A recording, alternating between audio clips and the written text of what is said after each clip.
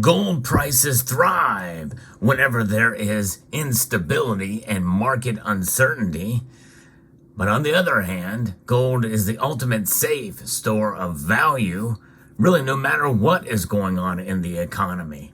But we're going to talk about a situation where gold prices could soar and skyrocket if a certain event happens. But we're going to also ask what silver would do under the same circumstance as we explore.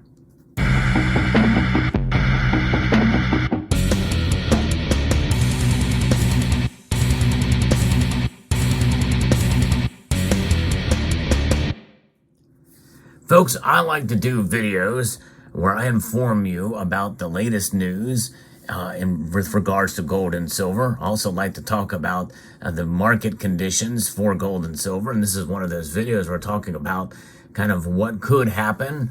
Of course, nothing is certain in this world. In fact, we know that gold and silver prices have dumbfounded us. Even the most expert among us have been dumbfounded at the movement of silver and gold prices at any given point in time.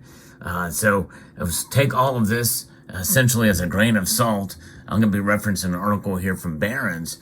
But if you enjoy videos like this, I hope you will consider pressing that thumbs up button down below and subscribing to the channel if you haven't done so already.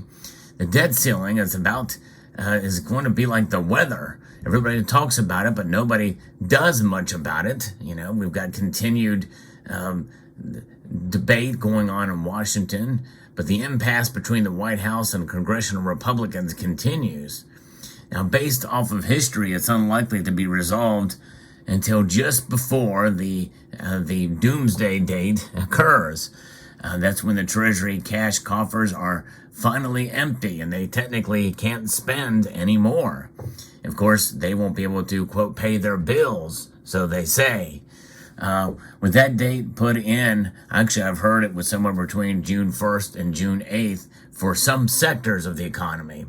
In other words, that's when the first bills will be made due, but in reality, I think it won't all come due until July.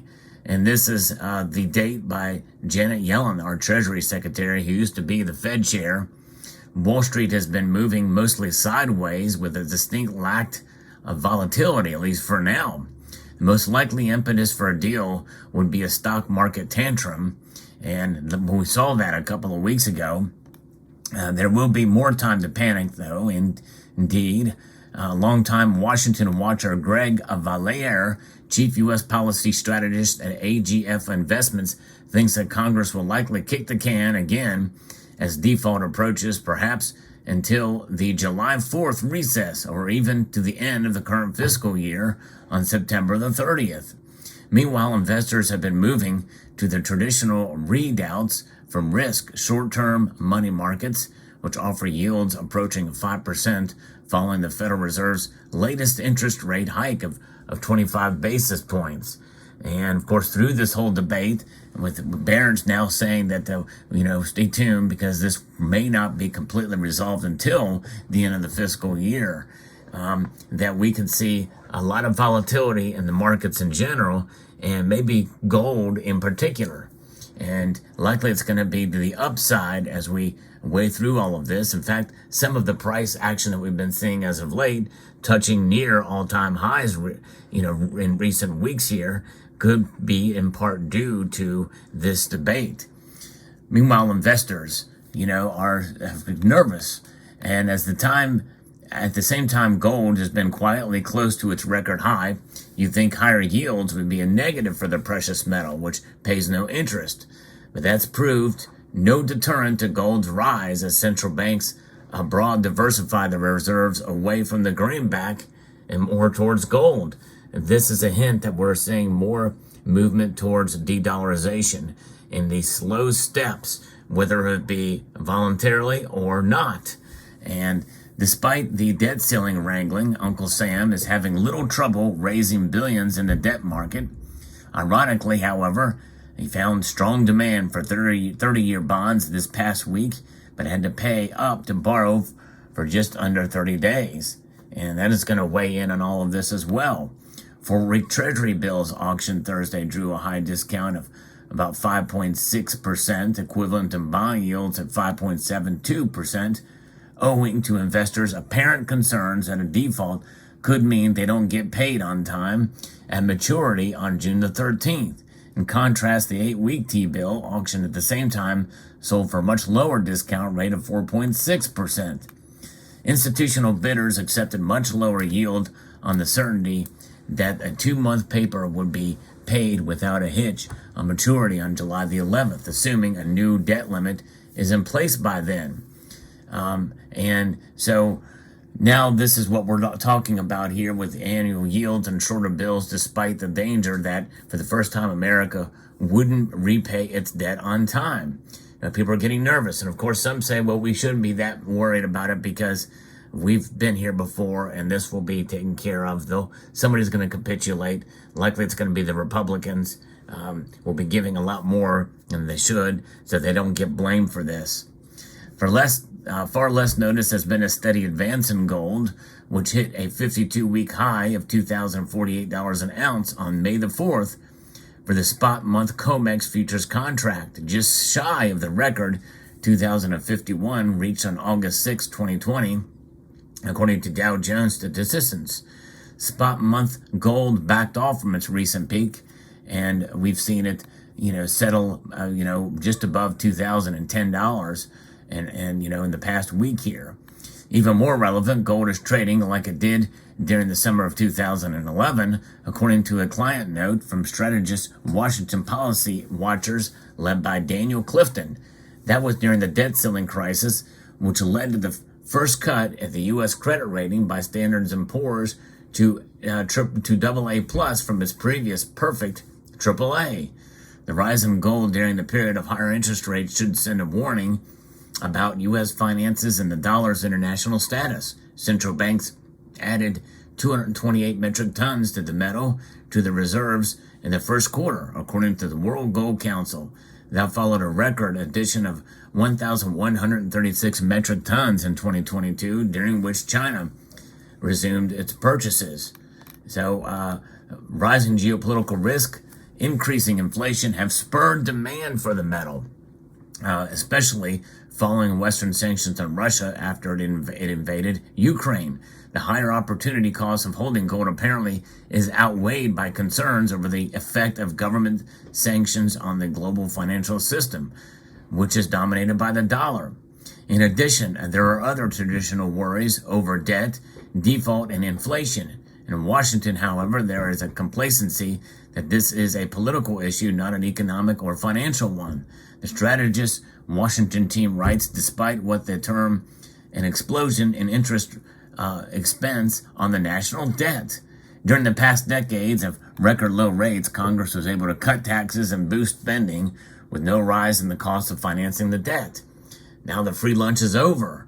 For the first time in 40 years, U.S. debt servicing costs are rising. Interest absorbed 12.7% of tax revenue in April, up sharply from 11.7% a year earlier, leaving less room for other spending. Historically, when net interest costs reach 14% of revenue, financial markets have imposed austerity on the government. It's only a matter of time before the vigilantes arrive, and the debt ceiling is just the opening act, according to strategist Tim predicts. There is another way out. The real burden of government debt sometimes has been reduced through financial repression, a combination of inflation and suppression of interest rates, as economist Carmen Reinhardt of the Harvard Kennedy School has written. In effect, this is a stealth tax on bondholders who are paid in dollars, whose value has diminished by inflation. And so during the 70s, bonds came into certificates of confiscation as they lost value in real terms. And then during that time, we saw gold soar above $800 by January of 1980 from its former fixed price of $35 an ounce under the Bretton Woods system. So gold served as an offset to this inflation tax on fixed income assets. This could happen again. The yellow metal appears to be warning of a coming death storm. And this is coming from a mainstream place that says that gold really could take off. And we're talking about, $800 in 1980, calculated now is, I don't even know, it's massive. We could see gold climb far above that inflation adjusted today. So $2,100, $2,200 could be the tip of the iceberg if this thing goes south and goes bad, because it's not just about the debt ceiling debate, but it's everything around it that is going to be affected by this. And so we'll see how it plays out. Now, the answer would be to cut spending and the like, but if the president invokes the 14th Amendment and does the $1 trillion coin, who knows? This thing could, make even less confidence in the dollar, and de-dollarization could indeed ramp up faster. But nonetheless, if we do reach a critical mass here, stay tuned for very, very high gold prices. I believe even the most bearish on the metal, both gold and silver, would say that they could see the metals go up sky high, and maybe even to record levels for gold. But what about silver? What about this metal? Well, I'm not as confident that silver would do the same thing as gold. I think it would rise along with gold during this situation. However, if it does reach an impasse and gold skyrockets to record highs again, silver has such a long way to go, and it's seen, I think, more so as an industrial metal. We saw that reflected in its price drop, massive price drop in recent days here. I think that's an example of why silver would not go to record levels. In other words, I don't think it'll get anywhere near $50 an ounce. However, I think it would rise, but we will see the gold to silver ratio, I think, trade well above 100. No question. Well above 100 to 1, but silver would probably trade comfortably above $30 an ounce during this time.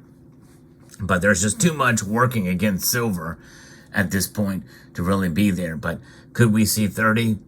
I would say most definitely that is a real possibility to get there. But $35, $40 an ounce, maybe very likely to see during this time. But record high silver prices, if this occurs, I don't think so. I don't think it's going to follow gold. And I think the reason is because of what we've been witnessing here recently. Because more than likely the economy is going to be into a fairly deep recession, and that's going to have a negative impact on silver demand during that time. And so its price movement will be based solely on as a push and pull situation against the industrial sector versus the monetary side or the hedge side that silver holds. So its reaction will be a good thing, up, but not nearly as much as gold. See, folks, gold is treasured, and that's why people want it.